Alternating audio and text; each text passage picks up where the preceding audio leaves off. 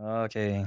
Is it? It's your turn to introduce the So episode. it's always my turn because I'm very bad at it. And then So you I'm make me do it. exactly. So I want you to know.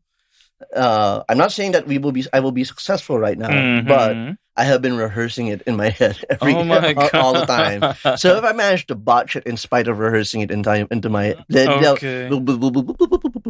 rehearsing it into my head all week, well then that's on me. It's okay. I shall consider forgiving you.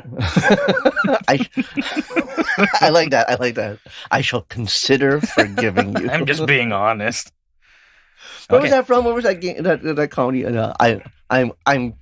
Oh, it was Stan Lee. What is that? Stan Lee said, if Excelsior. if Steve Ditko wants to be credited as co-creator, Let him. yeah, I'll consider it true. And I was just like, no, Stan. Yeah, that's not how that works. No. You have to categorically give your blessing. You can't just make some weird arbitrary conditional blessing. You're just doing anything you can to avoid introducing this episode. No. Okay, all right. Okay, go for it.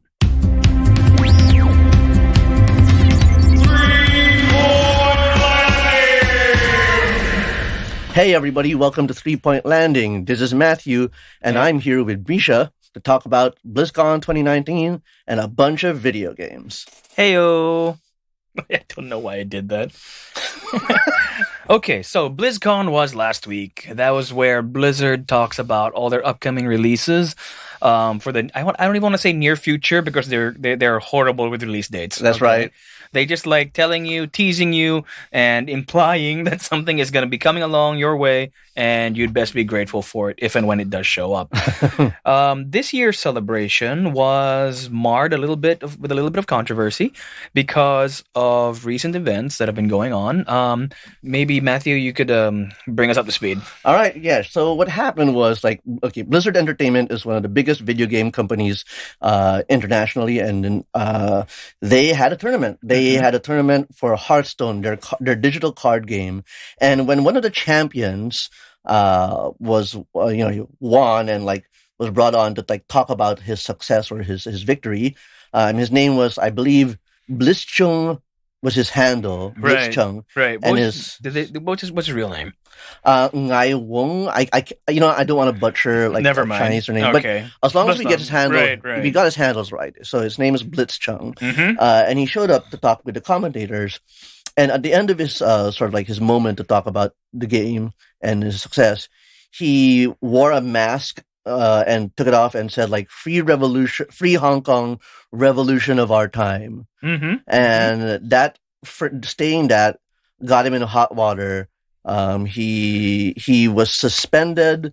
His prize money was taken from him. He was banned from the game for a year, and the commentators who hosted him were banned from the game or from the events for 6 months. Okay. Now, as I recall, what happened immediately after that was there was online backlash. People were up in arms over Blizzard suspending this guy and taking away his prize money. Yeah. And this is the controversy that was hovering over the event as we were going into BlizzCon 2019. Exactly, because it creates, now, for those who don't realize what that means, it's like he basically made a political statement in support of Hong Kong, and that was not looked upon kindly by an entertainment company that makes a lot of money from China. Absolutely. I mean, they're not going to say no to, all the revenue possibilities generated by the world's second largest economy. And seeing as they really, really do love video games over there, that would have resulted in millions, if not billions, of lost profits. Yeah. And there is a lot of moving parts and nuance to this whole situation that I'm not really going to get into this episode. Mm-hmm. But it was not looked upon kindly, like you said. And it was also hot on the heels of other controversies or other scandals that happened before that. So, for example, last year at BlizzCon 2018, Blizzard was supposedly set to announce a new Diablo game. Right. Yeah, and most people presumed that it was going to be Diablo 4. They were wrong. Yeah, and instead it turned out to be Diablo Immortal a game exclusively for mobile phones. Yep. And I think that game looks fine and dandy for what it's supposed to be. Right, but that's not what people were wanting. Yeah, We're waiting. They'd been waiting years for a new Diablo. Yeah, we're talking 7 years. I think it's 7 years since the last Diablo at that point in time. Yeah. So Blizzard is notorious for doing the whole bait and switch thing. But this time around, the controversy was more around their unwillingness to allow their players to freedom of expression, basically. Yeah, free speech. And this is something that has been a hot topic in the news lately. Like recently, the NBA was in hot water with the mainland, also of China, because the Rockets GM, Daryl Morey, I believe is his name. Right. He tweeted in support of the protests, the Hong Kong protests, and immediately he was forced to apologize, both by the Rockets management and everybody who had something to gain from selling basketball to China, basically. Now, I don't know if you're familiar, but over the last 20 years, ever since Yao Ming got into the NBA, basketball has gone up, up, up in the mainland. It's amazing. They are obsessed, especially with the NBA. And China reacted swiftly.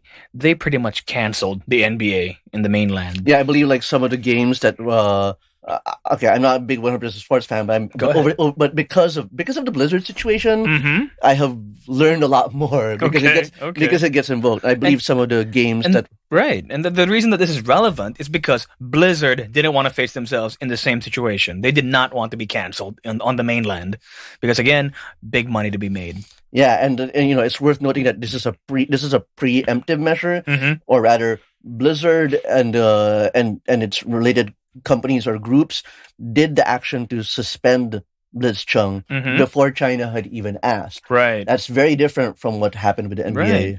In fact, shortly after it happened, a number of Blizzard employees, I mean, a very small number, actually walked away from their desks. They walked out and staged a protest. They went down to the fountain in the courtyard in front of the office building, and they had their little protest there. There was 20, 30 of them. Yeah. And they were just expressing their general discomfort. Yeah, there's a statue in the headquarters that says every voice matters. That is an iconic statue. Yeah, global issues or global voices or something, global cultures.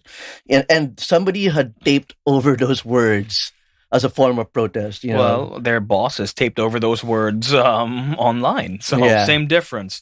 Now, maybe you could tell our listeners a little bit about that. Why would Blizzard have a statue with those words? What is the significance of that to their franchises? Well, because over the years, Blizzard has made so many characters and so many worlds and settings that for the fans are about heroes and inspiring action, freedom and justice and all that stuff. Even their most popular game right now, Overwatch, is literally about a bunch of global peacekeeping superheroes that were disbanded against their will. Yep. In spite of their desire to want to do more for the world, in spite of their desire to do good for the world, and reuniting in a world that doesn't want them. That's true. And the cool thing about it is that people have actually, you know how it is with video games, right? People tend to take ownership of the characters, of their selected characters. And in this case, in the case of Overwatch, they have really taken to heart the not just the appearance of these characters, but what they stand for. And by and large, what these characters stand for is essentially banding together to fight against a larger entity, other than that a larger evil. Yes, a larger evil. And as far as a lot of people online were concerned, Blizzard was going against everything that their own characters stood for, that their own franchises stood for. Yeah. And the only way out of this hole would be some kind of magnificent apology or some really big announcements that would be finally giving people what they wanted with regards to upcoming games. Yeah, and that's pretty much what Blizzard did. I mean, BlizzCon 2019 was going to happen regardless of how the year played out. I mean, that's an annual event. Yeah. And, I got this sense that Blizzard knew how badly they were hit by this controversy of not supporting free speech, of kowtowing to the Chinese market. So they started drip feeding information about their games. They'll tell you that they didn't. Right. But there's a lot of stuff about Overwatch 2 Diablo 4 Right. and Warcraft 3 Reforged. Right. All of these things that came out in the various video game websites before BlizzCon 2019 happened. Absolutely. And it's very easy to be all like, ooh, leaks, ooh, the juice. Of course. I mean, it And- distracts you from the main issue at hand. Yeah, and I honestly think that was tactical. Now, I don't like entertaining conspiracy theories and all this sort of like, ooh, kind of stuff, but think about it. Diablo Immortal was received poorly because people thought a mobile game is not a real game. A Yeah. mobile game is a play for the Chinese market, and the people who make mobile games, the studio that was making it, was going to be supported by a large amount of Chinese developers. A lot of xenophobia or xenophobia, if you will, Mm-hmm. going around that. Right. So, and part of that problem was people expected Diablo 4, but they didn't get it. So to me, when you leak out information about your anticipated announcements, Mhm. you're priming the audience. You're saying, Absolutely. here's what to expect from us. Right. Because unlike the Diablo Immortal announcement, if everybody knew that Diablo Immortal had been coming, everybody knew that mobile game was being announced Mhm. months or weeks ahead, Right. I think the backlash would have been a little less pronounced. The anticipation wouldn't have been so high, Yeah. if nothing less. Yeah. But in this case, they were weaponizing that anticipation so as to avoid, again, the issue at hand, which was whether or not their players who are playing as avatars of freedom and self-expression would be allowed to have freedom and self-expression. Yeah. So, okay, before we get to how it actually went down, I just want to point out like a week and a half, 2 weeks before Overwatch launched on the Switch. That's right. And they were supposed to have a launch event in New York. And if I'm not mistaken, they had to cancel it because they were so afraid of what the media backlash would look like. Yeah. So when that was canceled, a lot of people said that they're going to need something really big, something really shiny to get people through BlizzCon. Yep, and that shiny stuff was delivered. It was Overwatch 2 was the big deal announcement that they opened with. Mm-hmm. A sequel to Overwatch, obviously, because number 2, and Diablo 4. Right. Can I just say the announcement video for Overwatch 2 was something else. Yeah, I mean, okay, you know what? Online and offline, I've always had like a complex array of misgivings about how I feel about Overwatch as a game and as an experience. You mean you don't like getting shot in the head by 8-year-olds? No, no, I don't. Because that's pretty much what happens. You get shot in the head by 8-year-olds. well, it's not really that. It's a lot of stuff about the messaging and all that stuff that Blizzard does. But I only preface my non-fandom of Overwatch. Non-fandom, you? Yeah, I'm not a fan of Overwatch. Like, I only preface that just to heighten what I'm about to say, which is that trailer got me misty-eyed. It was a good trailer. It was a fantastic trailer. Yeah. It pulled all the emotional strings. Yeah. It pushed all the right buttons, and it got you excited for a property from somebody that ostensibly people were supposed to be up in arms against. Yeah. But then when they saw this trailer, they're like, shut up and take my money. Yeah. Pretty much. Right. I mean, I don't want to cast too much negative aspersions on that. As fun as it is to do so, Absolutely. but like that, having an Overwatch sequel right after that stuff, right after all the stuff that has happened, and making people look at their phones and at their TVs, like crying at what's happening in the announcement trailer when all the heroes come together. It's really funny actually, because in the first Overwatch trailer back in 2016, the story effectively is, the smart gorilla guy says there are no more heroes, and then he pushes a button and says, "Hey heroes, let's get together." And 3 years later, this trailer is the heroes get together. Damn straight. It took 3 years for people to answer the call of Winston. So there's Overwatch 2.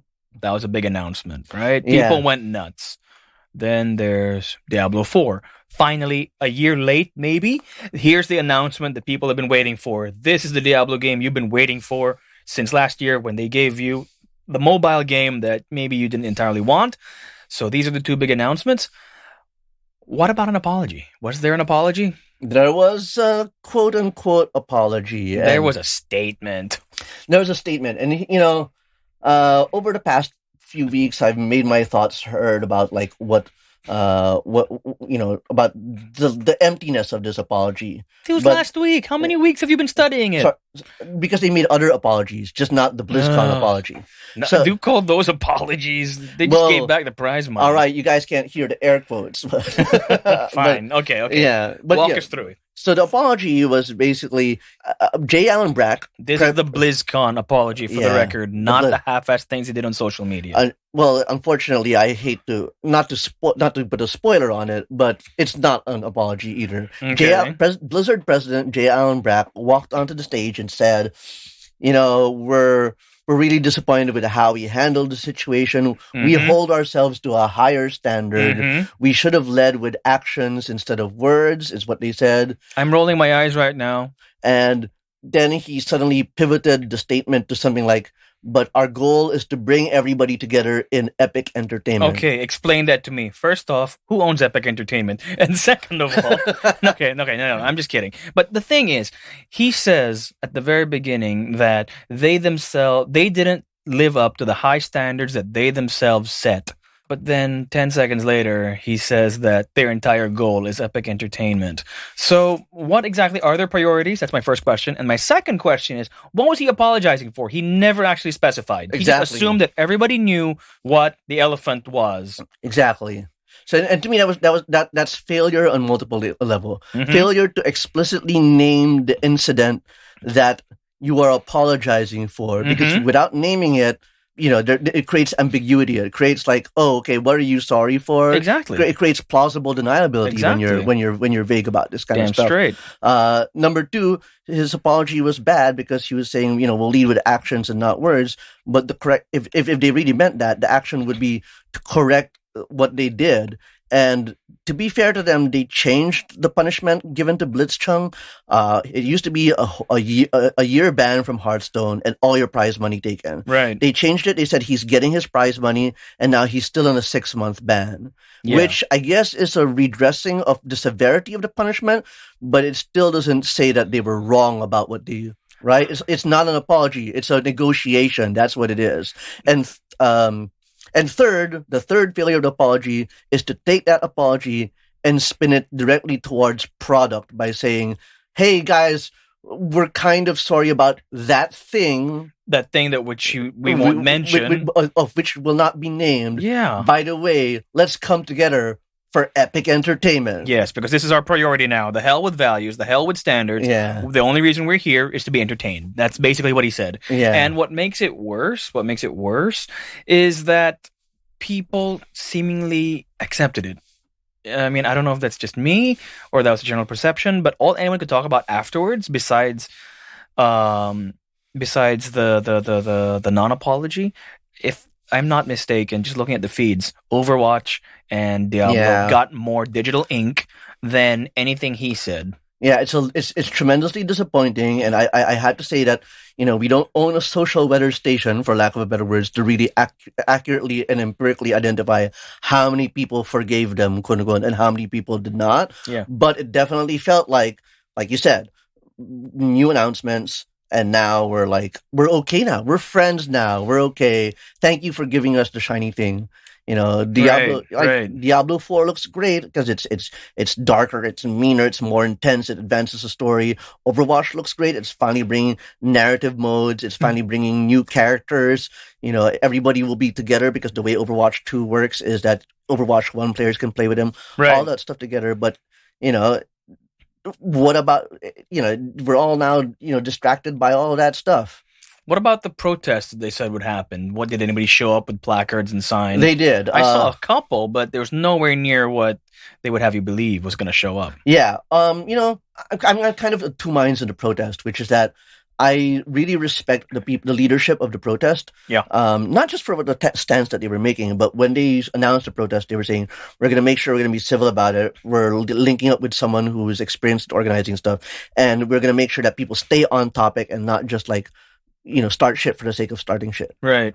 But it was also disappointing that there were only about, I believe the estimates range around 50 to 100 people which is not an insignificant number, No, it's but it's not. not a critical mass. Well, seeing as they are, the United States is a country that ostensibly prides itself on the principles of freedom of speech and, freedom in general, Mm-mm. it was kind of disappointing to me. But then again, this is the same country, where you have people like LeBron James and James Harden, basically what you said earlier, bending over backwards to Yeah. please the mainland. And that's something that is not unique to video games or to basketball. And again, just for the record, I am not anti-China by any stretch of the imagination, but what I am is anti-pandering. Yeah. I'm definitely. anti-pandering, and I don't like bullies in Yeah. general. Okay, Yeah. no offense to anybody, but those are just two things I can't stand.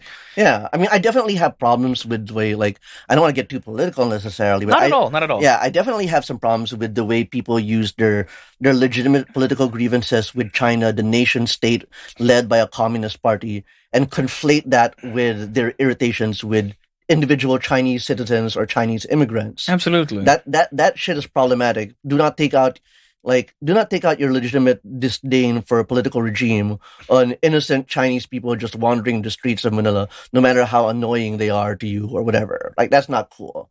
But, like, for example, LeBron James, it's really weird for me with LeBron James because he's like, he speaks out very strongly about about racial justice, about like, doing right to other people, kindness, all of that stuff. But the Right. moment anything threatens, it's easy for him to say those things because they don't threaten his bottom line. But the Mhm. moment they do, Oh. he suddenly adopts a very conservative stance. Exactly right. And so much for the king. Mm-mm. Well, another thing, when I was talking about pandering, right? This Chinification of mass entertainment is nothing new. It's something that's Yeah. been happening gradually over the last 10, 12 years. I feel like it's inevitable as long as we're talking about the rules of free market capitalism. Oh, It's inevitable. absolutely. Yeah. I mean, again, no harm, no foul. I mean, Yeah. you got to make a buck somehow. But if it comes down to things like, I mean, okay, I don't know how familiar you are with the Chinese market, but they are only allowed X number of foreign film releases a year in their market, right? The same thing now goes for video games. They have to screen every single game that enters their country now because Yeah. now they have guidelines against on-screen blood. They have guidelines against representations of the supernatural. As far as the Communist Party is concerned, there's no such thing as ghosts. Yeah. Things like that. And one of the ways that Hollywood studios have been getting around the whole foreign film, the limits on the number of foreign films released is they tie up with a local production outfit in China, so that on paper they're a Chinese co-production, so they're not entirely a foreign film, so they That's can be right. showed. That's right. That's why you have, of all things, you have the Alibaba logo at the beginning of Mission Impossible: Rogue Nation. You have the Alibaba logo in front of Star Trek Beyond, of all things. This just helps them get into the country easier, right? But then you have, again, here's where the pandering comes in. You have the example of something like Transformers 4. I think that was Age of Extinction, and heaven help me for knowing that. That's right. That's right. One of the worst movie-going experiences of my life. It was just so bad. Anyways, that movie, for some reason, takes a detour to China for no reason whatsoever other than to include a couple of Chinese actors, just so they can say that they're in the movie. You have Stanley Tucci chugging a Chinese milk brand that he can't even pronounce properly and saying out loud on screen how wonderful it tastes. Knowing Michael Bay, that's the joke. I mean, I've never seen Age of Extinction, but I'm going to assume that's literally the joke. Nah, whatever. And also, at one point, for no reason again, it shifts to Hong Kong. And the Decepticons are attacking. They are using some kind of anti-gravity weapon. They're pulling up cars, buses, buildings, and then dropping them back down on the ground. And the people are running around trying not to get hit by these things, right? And literally somebody runs into frame, looks at the sky, screams out that our only hope is the central government. Oh, I was hoping to say, I was hoping he said, "Free Hong Kong, revolution of our time." Yeah, you wish. But this guy, ostensibly a Hong Kong citizen, runs out and says the central government is our only hope. Oh now, God. That is pandering. How many Hong Kongers must have been disgusted by that? That sounds incredibly tacky. Almost as tacky as the Chinese doctor who shows up in the Chinese cut of Iron Man 3. He's got a Chinese physician in that one. That's right. I remember that. That was lit. And then they included that footage for the Chinese market, they say, to give added value. Now that is pandering. You know what? I'd rather just have one version of the film that has the Chinese character in it. Exactly. So it's not just be honest, But the funny thing is, the Chinese market didn't like it because people inherently, because I work in advertising, people inherently know when they're being sold to. People know when they're being pandered to. Exactly. And they have a certain tolerance for it. So when BlizzCon goes on the charm offensive with look at all our shiny upcoming toys, people know at the back of their head there's something wrong with it. The only trouble is the toys are so shiny, it's hard for them to say no. Thank you for bringing up the words charm offensive. That is literally that was foremost on my mind. I just couldn't remember where to drop it. But absolutely, it is a charm offensive. And here's the rub, which is that okay, you know what? You've got some games that you'd like to announce. Sure, why not? Do it. Yeah. This is the video game business. Yeah. But in spite of the fact that it takes so long for Blizzard to release new games, I still think there's a sense of dishonesty because nobody knows when these games are coming out. Absolutely.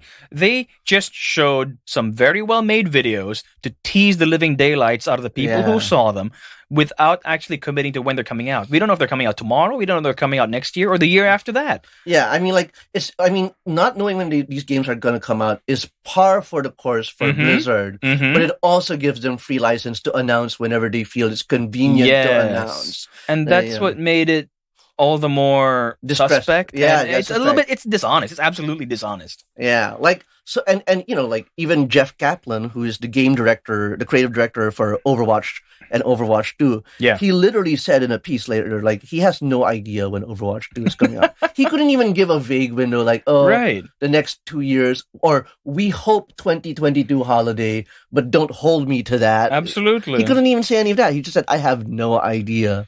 And the Diablo 4 directors have a similar talking point about, we'll be ready. He'll be ready when it's ready. Yeah. And I'm just like, guys,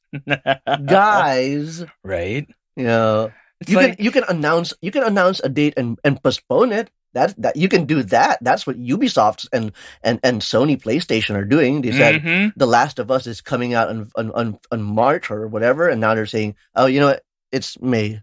And don't worry, guys. We're gamers. Nobody takes umbrage at that necessarily, except for really impatient people. But that's not that's neither here nor there. Absolutely. And Ubisoft's Watch Dogs Legion has been postponed from March all the way to whenever. Mostly because their last game sold badly. But that's another conversation for another time.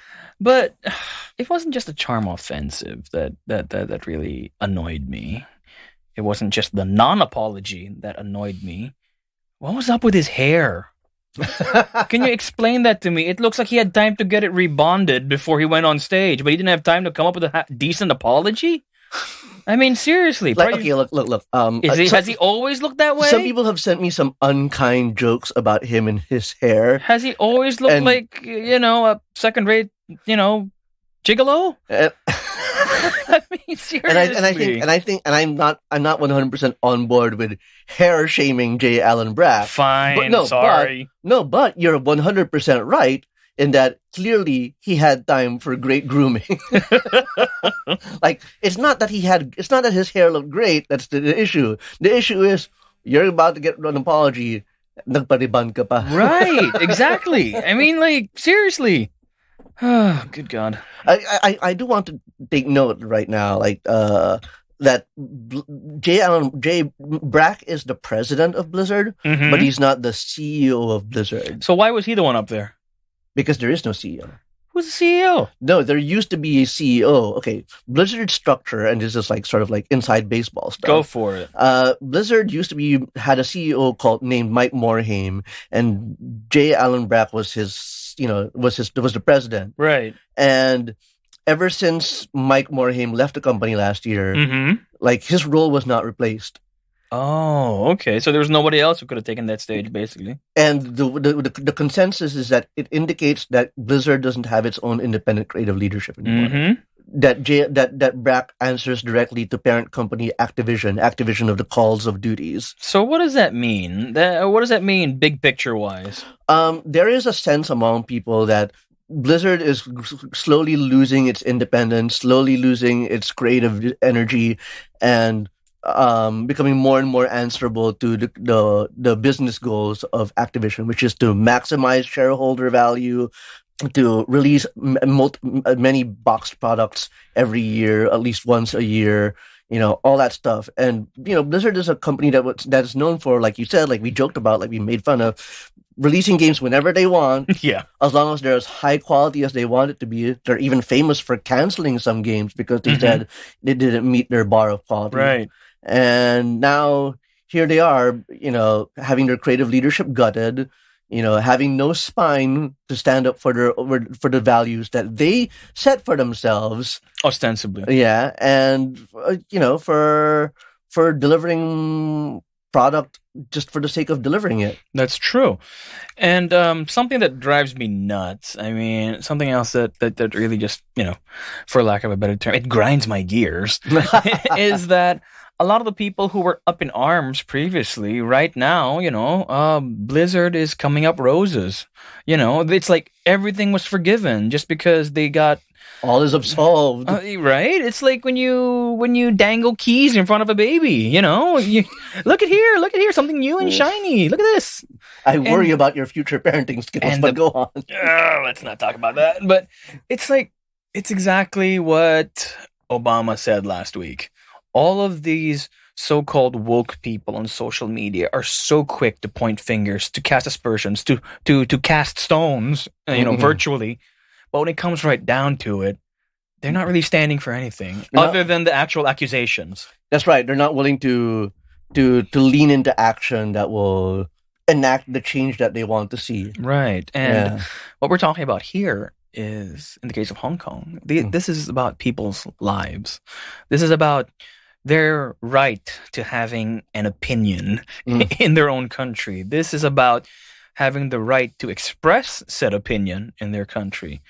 And that's what they're being crucified for. And that's what I think that a lot of the people on social media don't understand or are unwilling to grasp in favor of, again, the new hotness that's going to hit their consoles or their PCs, as the case may be. Well, there is one fun form of like armchair activism I thought happened. Go for it. Did you hear about the what they were doing with May?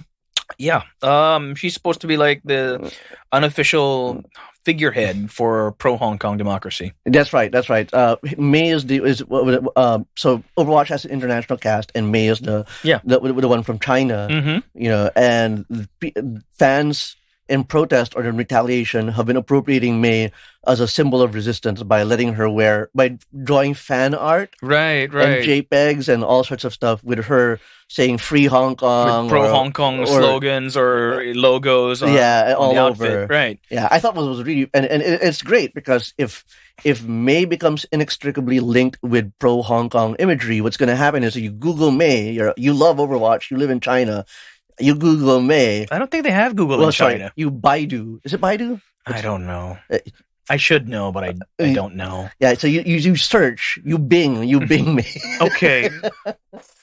Nobody on either side of the Great Firewall uses Bing. That's the joke. Fair enough. Okay. Yeah, so you look up May and you'll see lots of images of pro Hong Kong. Yeah. And ideally, the situation will be such that Blizzard will have to change their stance or whatever. But the point is, they're poisoning May with pro Hong Kong imagery. And I found it funny because somebody was like, well, they don't have to ban Overwatch. I wouldn't say poisoning. I would say appropriating. Oh, by poisoning it, I mean poisoning it for China. Ah. I mean in a good way. I mean, just be clear which side you're on. All right. That's on me. But yeah, basically, and the idea was that, it'll undermine Overwatch's presence in China. And I heard some smartass on the internet being like, well, man, what if they'll just take out May? That's what's going to happen. They'll just take out May. Man, you take a long time to tell a story. And what happened is the guy said, then we'll come for the other characters too. So long story short, TLDR. is that May is a pro Hong Kong symbol now, thanks to the internet. And And if Blizzard magically decides to get rid of her, the, people on the internet have said that they the would other happily characters are next. There you go. See, you could have done that quicker. But honestly, no matter which side of the political divide that you fall on, we think that everybody should have the right to think what they want and to say what they want, as long as they're not hurting anybody in the process. Yeah, and the thing is, Blizzard says they're for free speech. That's what they've been saying this whole time, in between all their false apologies. And they're saying that if you, when we banned Blitzchung, we did not ban him for what he said. We banned him for making the game, for talking about off-topic things. Right. That's what they claim they're doing. And you can see numerous examples in which other people have spoken off topic on the streams, and not a single action was taken. And something else that I saw recently in one of their official posts was that he violated the terms of the user agreement by expressing political opinions. And I'm not entirely behind that because, like you said, if you look at any of the public events, if you look at any of the discourse online, you're going to see a multitude of opinions, a multitude of comments that are far more offensive than somebody just saying, yes, we deserve democracy, or yes, we deserve the right to choose. Yeah. And in this case, I think Blizzard took a step in the wrong direction. Now, distracting everybody with baubles, that works in the short term, but now the onus is on them to actually deliver on said product. Like you said, we don't know when they're coming out. We don't know if they're going to be any good. We don't know, they could close down tomorrow. Okay, they're probably not going to close down tomorrow, but you know what I mean? Anything could happen between now and the time they deliver on those promises. And in that time, we don't know what's going to happen to the people who are still playing these games, wherever in the world they may be. Does that make any sense? Yes. I mean, what they did at BlizzCon is a Band-Aid. It doesn't negate the issues. It doesn't heal the divide. And it doesn't do anything that actually addresses them in any meaningful way. Yeah, and make no mistake, nobody here in this recording booth wants to see Blizzard go up in flames necessarily. I mean, if they... I was not looking around nervously. What are you looking at? Look, I always tell people as a games pundit, I never want games to be bad. I never want companies to necessarily be in trouble. I don't take joy in seeing workers suffer.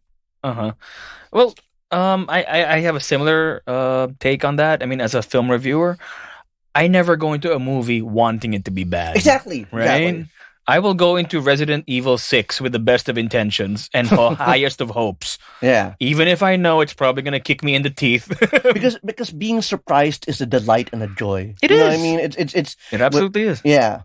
And it sucks that this cloud hangs over, because I know so many people who I respect, who love these games, who love Blizzard Entertainment, and while I definitely kind of pull back from that fandom, I also think whoa, wouldn't it be great if I was really a fan of these things? Wouldn't it be great if I could be fans with my friends?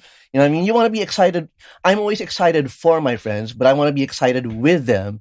And when Blizzard has questionable political actions, when Blizzard does all of this stuff, and when, the games are just a smokescreen, it makes it harder and harder for me to be excited for stuff that is most likely the hard work of game developers who actually want good things. I mean, even the Hearthstone developers, the guys who made the card game that is central to this whole, they said they were disappointed with how Blizzard handled the situation. Absolutely. Yeah.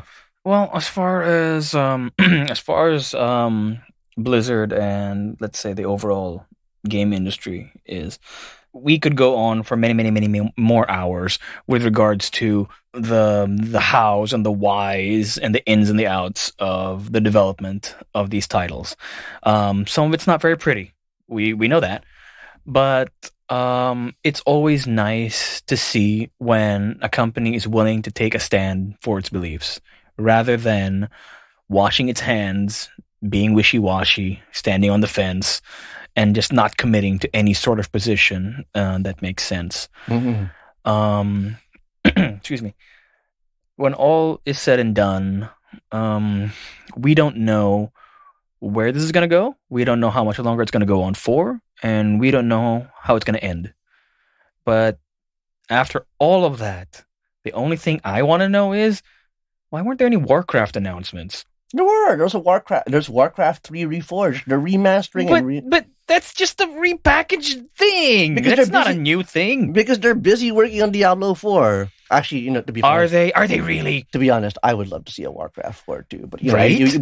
but I think every franchise has to take its turn, unfortunately, and we just went through StarCraft Mm-hmm. and then Diablo and then Right, Overwatch, right. and now we're back to Diablo. So hopefully we'll get a Warcraft in there right after. Hopefully Warcraft 3 Reforged is an opportunity to test some technologies that could be That's what useful I was thinking. for Yes, Warcraft I think they're 4. just testing the waters at this point. Yeah. See This what the reception is for Warcraft 3 Reforged and use that to base whether they're doing StarCraft or Warcraft same or something new. same logic behind remastering the original Command and Conquer. That's right. Absolutely right. And also Gears of War. Gears of War 1 was remastered as Ultimate Edition, and that Right. became the foundation for the work that became Gears of War 4 and 5. Okay. Yeah. Well, that's a lot of games to look forward to, and there's a lot more we can talk about. Those are our thoughts on BlizzCon 2019 and the recent controversies that haunted it, as well as the games that are coming out from it. We'd like to hear what you think about the convention. What are your thoughts on Blizzard's take on free speech, their apology or their lack thereof, or which games you're excited to hear about? This is Matthew, This is Misha. and we're signing off. Ah.